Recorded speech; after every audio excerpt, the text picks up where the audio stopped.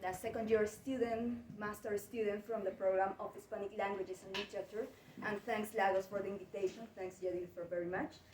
Today I want to bring attention about two characters in the movie, two marginalized characters in the movie. The first one, Georgina, an immigrant indigenous woman from Ayacucho, and the second one, the homosexual character from Lima, Peru. So, first we will talk about the indigenous woman. About the indigenous woman, indigenous immigrant woman, there's a big narrative about that. If we talk about the narrative of the conflict arm in Peru. Normally, when we talk about this kind of narratives, we see the indigenous woman as the most unprivileged person because she's a victim in this, we can say, pyramid, where in the top, of course, is the person, the people from the capital, then the middle classes, and at the bottom, the indigenous people. And of course, in the indigenous people in the bottom, we see the men, and in the bottom, the woman. So, in the context of these type of narratives, in the highlands, for example, we see that the indigenous woman used to be the victims. They are the victims from. They are attacked by the government, the military. Also, they are attacked by the terrorist groups, such Shining Path in this case.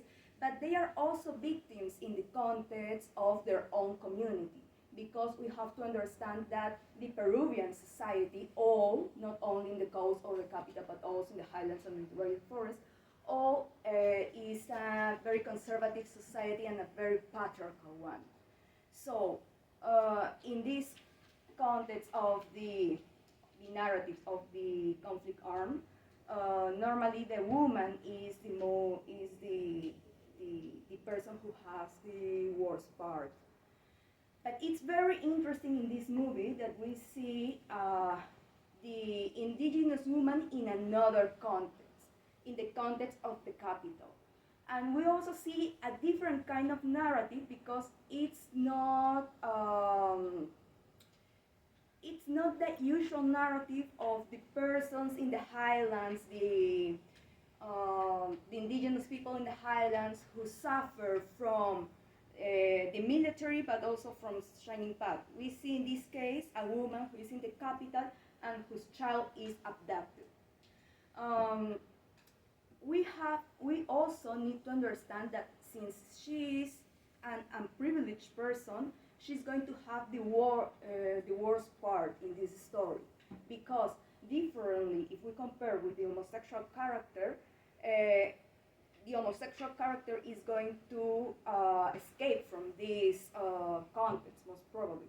But the indigenous woman is going to stay in the capital with an uncertain future, because most probably his husband is going to be assassinated by the military, and she will probably be captured in this context because of her husband.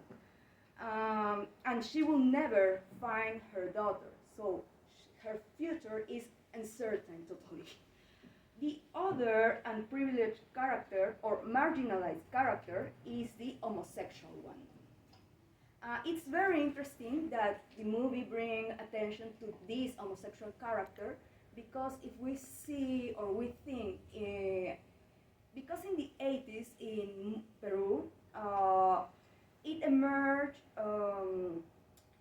the homosexual, it emerged two homosexual movements in Lima, especially. The MO, the homosexual movement of Lima, and also the GALF, the autonomous lesbian feminist group. But both groups were from the middle classes of Lima, so they have a little privilege there. And they were mostly conformed by middle classes white people.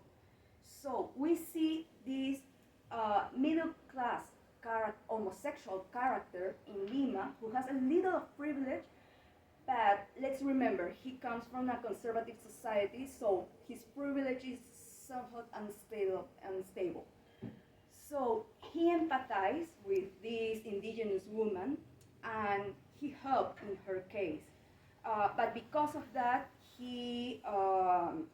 at the end of the movie, we saw that he will be maybe attacked by some enemies who are against his investigation. So he has the privilege to go away, to fly away from the country.